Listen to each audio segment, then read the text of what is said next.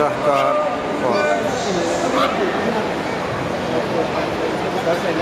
ਹਾਂਜੀ ਪੰਜਾਬੀ ਸਮਝ ਲੈਂਦੇ ਹੋ ਨਾ ਕੀ ਨਾਂ ਤੁਹਾਡਾ ਸ਼ਾਹਨਵਾਜ਼ ਸ਼ਾਹਨਵਾਜ਼ ਸਾਹਿਬ ਨੇ ਜੀ ਇਹ ਜੋਹਰ ਟਾਊਨ ਐਮਪੋਰੀਅਮ ਮਾਲ ਇਹਨਾਂ ਨੇ ਬਰਡਸ ਰੱਖੇ ਦੇ ਨੇ ਤੇ ਲੋਕ ਆ ਕੇ ਫੋਟੋ ਖਿਚਾਉਂਦੇ ਨੇ ਨਾਲ। ਬਹਰਹਾਲ ਜੀ ਅੱਲਾਹ ਤਾਲਾ ਨੇ ਕਿਸੇ ਨਾ ਕਿਸੇ ਬਹਾਨੇ ਤੇ ਰਿਜ਼ਕ ਦੇਣਾ ਹੀ ਹੈ ਇਨਸਾਨ ਨੂੰ। ਕਿਸ ਜਗ੍ਹਾ ਦੇ ਹੋ ਤੁਸੀਂ? ਸਿਆਲਕੋਟ ਤੋਂ ਸਾਡੇ ਇਲਾਕੇ ਦੇ ਹੀ ਹੋ ਗਏ ਨਾ। ਕਿਸ ਜਗ੍ਹਾ? ਸਿਆਲਕੋਟ ਗੋਦਪੁਰ। ਇੱਥੇ ਕਿੰਨਾ ਕੁ ਚਿਰ ਹੋ ਗਿਆ? 2 ਸਾਲ ਹੋ ਗਏ। ਤੇ ਕਿੰਨੇ ਕੁ ਪੈਸੇ ਮਿਲ ਜਾਂਦੇ ਨੇ? ਕਿਤਨਾ ਕਮਾ ਲੈਂਦੇ ਹੋ? रोज़ का कितना?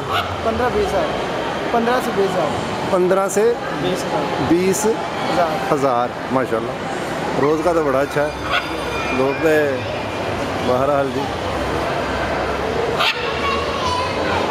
तो ज़्यादातर बच्चे ही फैमिलीज़ है। तोते जोड़े बर्ड्स ने इन्हों का जरा नाम तो दस दिओ किहड़ा की नाम है? ग्रीन विंग्स मकाओ है, ब्राज़ीलियन ग्रीन विंग्स मकाओ। अच्छा ये अफ्रीकन मकाओ। अच्छा वो कैटो है। अच्छा। और जो वो बच्चे ने हाथ में पकड़ा है वो बिलियन गोल्ड, वो भी मकाओ ही है। अच्छा वो बड़ा खूबसूरत है। जी जी ठीक इसके है। नेचुरल कलर है इधर के। नेचुरल कलर तो लो जी तुसी अगर जोहर टाउन एम्पोरियम आ लाओ बच्चों के नाल ते की नाम दसिया यार? शाहनवाज नाम है मेरा। शाहनवाज का नाम बर्ड सफारी के नाम से है। वो किस जगह पे है? ये है सामने। अच्छा बर्ड्स सफारी लाहौर में 8-10 जगह पे है। अच्छा ये आप बर्ड्स बेचते भी हैं? नहीं सिर्फ पिक्चर्स के लिए। अच्छा और वो जो जो मैं फिर पंजाबी च आ जाना क्योंकि मेरा चैनल पंजाबी है ना। वो जो मोर वगैरह ने हनूत किए हैं? हाँ जी हनूत किए हुए। ਉਹਦੀ ਕੀ ਕੀਮਤ है? नहीं वो सेल आउट नहीं, वो सिर्फ ਉਹ ਇੱਕ ਤੁਸੀਂ ਰੱਖਿਆ ਦਾ ਸ਼ੋਅ ਵਾਸਤੇ। ਠੀਕ ਹੈ ਜੀ। ਲਓ ਜੀ ਸ਼ਾਹਨਵਾਜ਼ ਬਰਡਸ ਵਾਲਾ।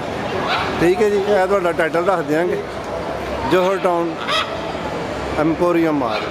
ਲਓ ਜੀ ਇਹ ਮੈਂ ਤੁਹਾਨੂੰ ਥੋੜ੍ਹਾ ਜਿਹਾ ਐਮਪੋਰੀਅਮ ਮਾਲ ਦਾ ਦੂਰੋਂ ਕਾਫੀ ਵੱਡਾ ਹੈ ਤੇ ਇੱਥੇ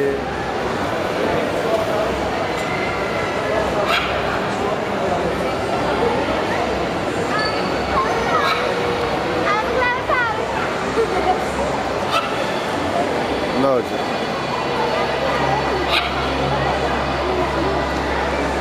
रोटी तो किसी तो कमाए मछिंदर।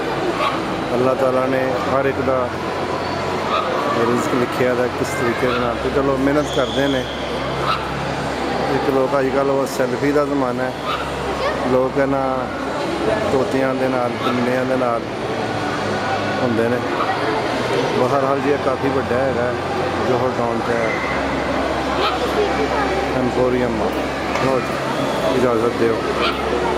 अल्लाह हाफिज़।